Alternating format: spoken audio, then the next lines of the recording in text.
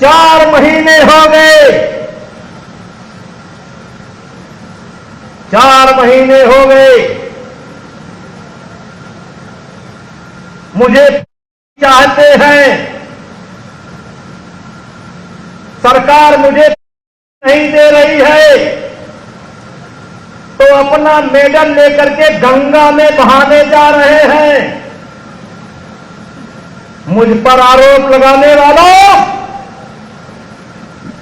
गंगा में मेडल बहाने से बृजभूषण सिंह को नहीं मिलेगी। अगर तुम्हारे पास कोई सबूत है तो जाकर के पुलिस को दो, न्यायालय को दो, और न्यायालय मुझे देगा तो मुझे स्वीकार है, मैं उस पर चढ़ जाऊंगा।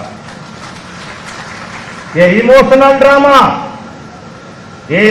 ड्रामा मेरे भाइयों, मैं आपसे कहना चाहता हूं,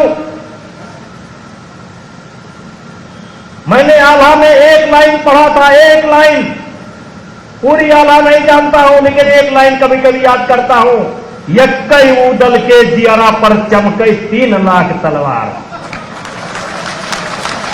यक्कई उदल के जियारा पर चमकई 3 लाख तलवार। वाह!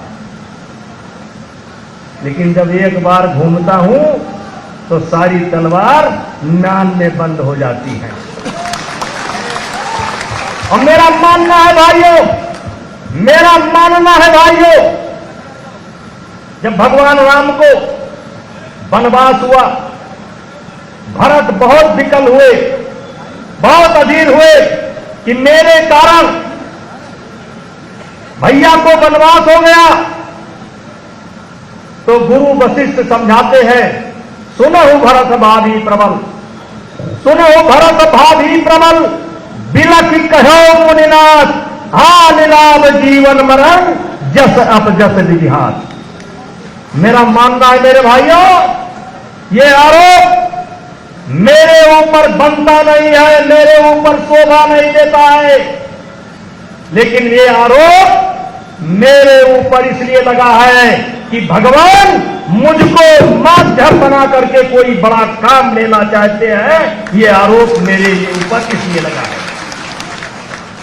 ये आरोप मेरे ऊपर इसलिए लगा है, और इसीलिए मैंने निश्चित किया है, आज ये आरोप से न गांव सुरक्षित है, न शहर सुरक्षित है, न विद्यार्थी सुरक्षित है, न नौजवान सुरक्षित है, न संत सुरक्षित है, न अधिकारी सुरक्षित है आज इस आरोप से। और ये आरोप एक ऐसा आरोप है कि किसी के ऊपर भी लगा दो, किसी के ऊपर भी लगा दो तो अपने ही लोग कहने लगते हैं, अरे भैया बिना धुआं के, बिना आग के धुआं नहीं उठत, कुछ ना कुछ तो भवे हुई। अरे भैया ये कलयुग है, कलयुग। कबीर दास की उल्टी बानी, ये कलयुग है। कबीर दास की उल्टी बानी और बरसाई कंबल भीजे पानी, ये कलयुग है। ये कुछ भी हो सकता है, कुछ भी हो रहा है। इसलिए मेरे भाइयों,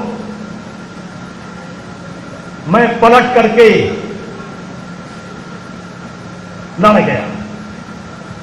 कब हुआ, कहां हुआ और किसके साथ हुआ। और मेरा तो ये मानना है कि जब अयोध्या में महाराजा दशरथ भगवान राम को अपना उत्तराधिकारी बनाना चाहते थे, ध्यान से सुनिएगा, भगवान राम को महाराजा दशरथ अपना उत्तराधिकारी बनाना चाहते थे और राम के उत्तराधिकारी बनने पर या बनेंगे सबसे ज्यादा प्रसन्न अगर कोई था तो कैकेयी थी, क्योंकि कैकेयी सबसे ज्यादा प्यार राम को करती थी, राम को करती थी। रामचरितमानस में भी ये प्रसंग आया है और वाल्मीकि में भी ये प्रसंग आया है। लेकिन उसी समय मंथरा व्याकुल हो जाती है। मंथरा जाकर के कैकेयी के मन को खराब करती है और कैकेयी को याद दिलाती है कि तुम्हारे पास राजा दशरथ का दिया हुआ वरदान है। उन्होंने तुमको 2 वचन दे रखे हैं, 2 वरदान दे रखे हैं। वो वरदान क्या था? मेरे भाइयों, देवासुर संग्राम में देव और असुरों के बीच में संग्राम चल रहा था। उस संग्राम में महाराजा दशरथ घायल हो गए थे और तब कैकेयी उस युद्ध में मौजूद थी। कैकेयी महाराजा दशरथ का जान बचा करके अयोध्या लाई थी और इसी के एवज में दशरथ जी ने कैकेयी को 2 वरदान दिए थे कि जब चाहे मांग लेना। और जब मंथरा ने याद दिलाया तो कैकेयी ने मांगा, क्या मांगा? कि राम को वनवास और भरत को राजगद्दी। मेरे भाइयों, अगर हम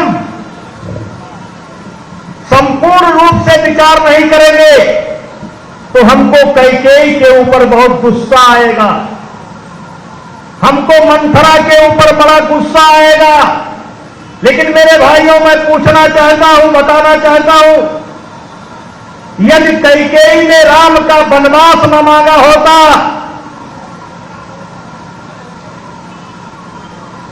तो केवट से भेंट कैसे होती? केवट से भेंट कैसे होती? ऋषि भारद्वाज से भेंट कैसे होती?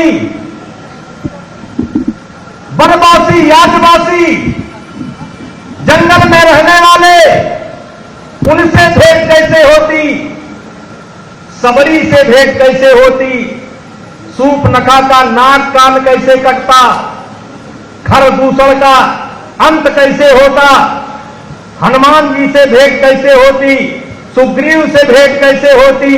बाली का वध कैसे होता? समुद्र पर सेतु कैसे बनाया जाता और रावण का अंत कैसे होता? मेरे भाइयों, इसका श्रेय अगर किसी को जाता है तो कैकेयी को जाता है, मंथरा को जाता है, जिसने अपने ऊपर अपयश ले लिया। क्योंकि भगवान राम को इतिहास बनाना था।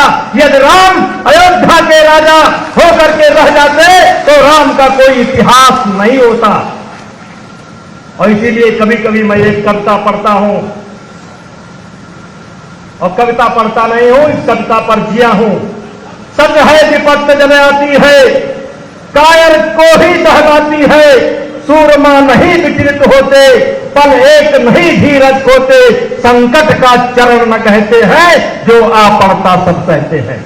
मैं इस कविता को पढ़ा हूं और इस कविता पर जिया हूं। मैं कुश्ती में घुस गया था, ऐसा घुसा था कि सांस भी लेता था तो कुश्ती, सोता था तो कुश्ती, जगता था तो कुश्ती। लेकिन मुझको लगता है कि अब मुझे कोई और बड़ा काम करना है, कोई मुझे बड़ा काम करना है। मुझे नहीं करना है, भगवान मेरे द्वारा कोई बड़ा काम देना चाहता है। और इसीलिए अयोध्या के संतों ने 5 तारीख को विचार विमर्श के लिए, चिंतन के लिए एक सभा का आयोजन किया है। संतों ने आह्वान किया है और मैं आपसे कहना चाहता हूं, किसी ने कहा है कि नहीं पाप का भागी होता केवल व्यास, पाप करने वाला ही पाप का भागीदार नहीं होता। नहीं पाप का भागी होता केवल व्यास, केवल पाप करने वाला ही पाप का भागीदार नहीं होता। जो तटस्थ है, मौन है, समय लिखेगा उनका भी अपराध। नहीं पाप का भागी होता केवल व्यास, हुए, सक्षम होते हुए अपने सामने हो रहे पाप को जो रोकने की कोशिश नहीं करता है, वो भी पाप का भागीदार होता है, वो भी पाप का भागीदार होता है। और इसीलिए कहना चाहता हूं कि नहीं पाप का होता भागी होता केवल व्यास, और जो तटस्थ है, मौन है, समय लिखेगा उनका भी अपराध।